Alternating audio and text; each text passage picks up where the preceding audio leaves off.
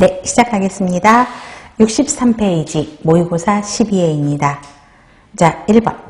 해크만과 올드햄이 제시한 직무 특성 모형에 대한 내용으로 옳은 것을 찾으라고 되어 있죠.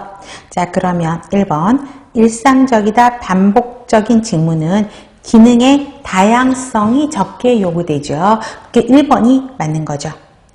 자, 그 다음에 자, 자율성은 직무 결과에 대한 인식을 증진함으로써 동기를 유발한다? 아니죠. 과업의 자율성이죠. 핵심적인 직무 차원이 과업의 자율성이 있었잖아요. 자율성은 직무 결과에 대한 인식이 아니라 직무 결과에 대한 책임을 느끼게 하죠. 그래서 책임을 느끼게 해서 동기를 유발한다. 이렇게 바꾸셔야 되겠죠. 3번, 과업이 기업이나 소비자에게 중요하게 인식되는 정도. 이거는 과업의 독자성이 아니라 과업의 중요성에 대한 걸 이야기하고 있고요. 그 다음에 직무 내용이 하나 제품이나 서비스를 처음부터 끝까지 완성시킬 수 있도록 구성되어 있는가? 또는 제품의 어느 한 특정 부분만을 만드는 것인가를 의미하는 게 과업의 중요성이 아니라 과업의 독자성을 이야기하고 있죠. 그렇기 때문에 답은 1번입니다. 자, 유인물의 직무 특성 모형 OX 문제를 드렸습니다. 자, 그러면 1번. 직무 충실화 이론의 기초에서 개인 간의 차이에 의한 다양성을 고려해서 직무를 설계하는 방법이 무엇이냐? 직무 특성 모형을 이야기하고 있죠. 그래서 동그라미이고요. 그 다음에 기술의 단순성, 과업의 중요성이 직무에 많이 반영될수록 직무 만족과 성과가 높아진다. 이거 O예요, X예요? 틀린 문항이죠. 기술의 단순성이 아니라 이걸 뭘로 바꿔야 되죠? 그렇죠. 어디 갔냐? 아, 네. 기술의 단순성이 아니라 기술의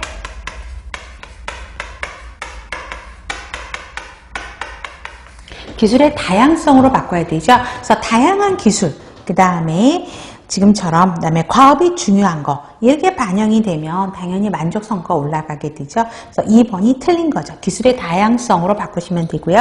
3번. 직무의 핵심적인 특성을 고려해서 직무를 설계하는 거죠. 그렇기 때문에 핵심적인 특성에 들어간 요소들이 뭐예요? 과업의 독자성, 과업의 중요성, 기술의 다양성, 자율성, 피드백을 이야기하는 거죠. 3번은 동그라미. 4번. 자, 직무 충실화 개념의 기본을 두고 있고 현재 직무를 진단해서 기존 직무를 수정하는 데 초점을 두고 직무 의미와 책임감을 경험할 수 있고 활동에 대해서 그 결과를 인식할 수 있는 직무 설계 방법을 무엇이라고 하느냐? 직무 특성 모형에 대한 정의를 설명하고 있죠. 4번은 동그라미입니다. 5번. 자, 직무 결과에 대한 책임감을 경험할 수 있는 게 아까도 설명을 드렸었죠. 기술의 다양성이 아니라 자율성을 이야기하고 있죠. X입니다. 그 다음에 6번. 직무가 조직 전체 목적을 달성하는 데 기여하는 정도를 의미하는 것은 과업의 중요성이 아니라 과업의 독자성을 이야기하고 있고요. 그래서 X고요. 7번. 직무에 대한 의미나 내적 동기 같은 개념들에 대해서 정확하게 의미를 부여하고 있는 게 아니라 정확하게 의미를 부여하고 있지 못하죠. 그렇기 때문에 X입니다. 성장 욕구가 높은 사람은 아무래도 자율성이 높은 일에 더 호의적으로 반응을 하게 돼 있죠. 그래서 8번은 동그라미. 9번. 직무 특성 모형은 직무 특성과 성과 변수 사이의 관계를 제시한 실질적인 직무 설계 방법이죠. 동그라미입니다. 그래서 보면 되고 2번.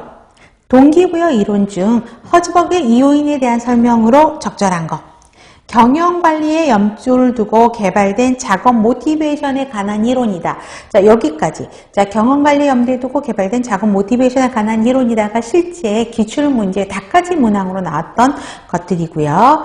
자, 동기 요인의 충족을 위해서 직무 설계의 필요성을 강조하고 있죠. 그래서 허즈버그는 위생 요인보다는 동기 요인이 구성원들에게 동기부여를 더 많이 한다라고 생각을 했던 거죠. 그래서 답은 1번입니다. 자, 직무 불만족은 내용과 관련이 되어 있고 직무 만족은 환경과 관련되어 있다? 아니죠. 바꾸셔야 되겠죠.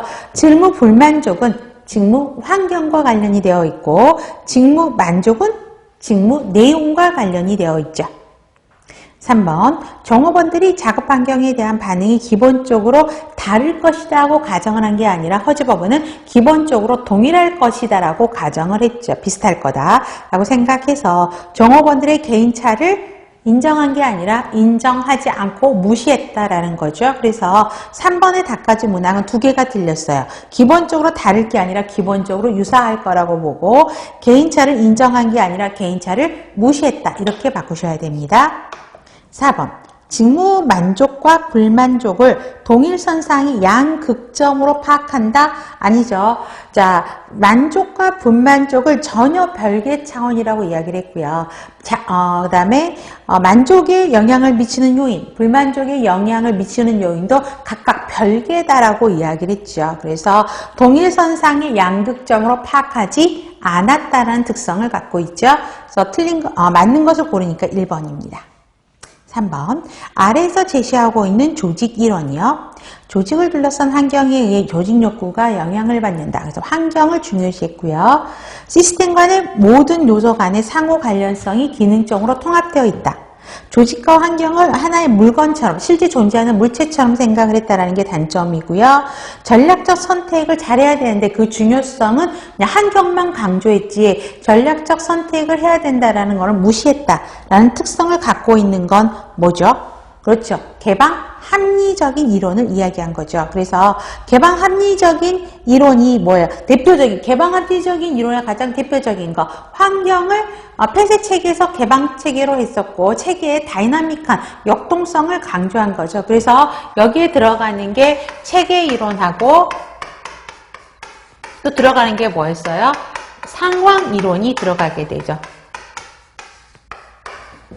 그래서 답은 3번이죠. 개방 합리적인 이론을 이야기를 하고 있습니다. 4번. 자, 민츠버그는 2009년 관리자의 업무를 기술하기 위해서 새로운 모델, 관리 상호작용 모델을 이야기하고 있습니다.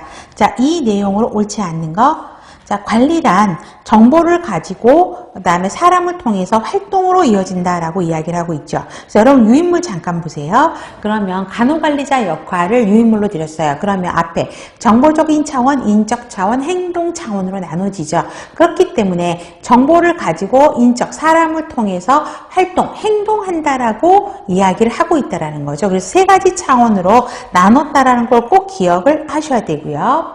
그다음에 관리자의 역할을 세 개 차원으로 구분했다 나오고 그 다음에 대내적과 대외적인 역할로 구분한 거 맞죠?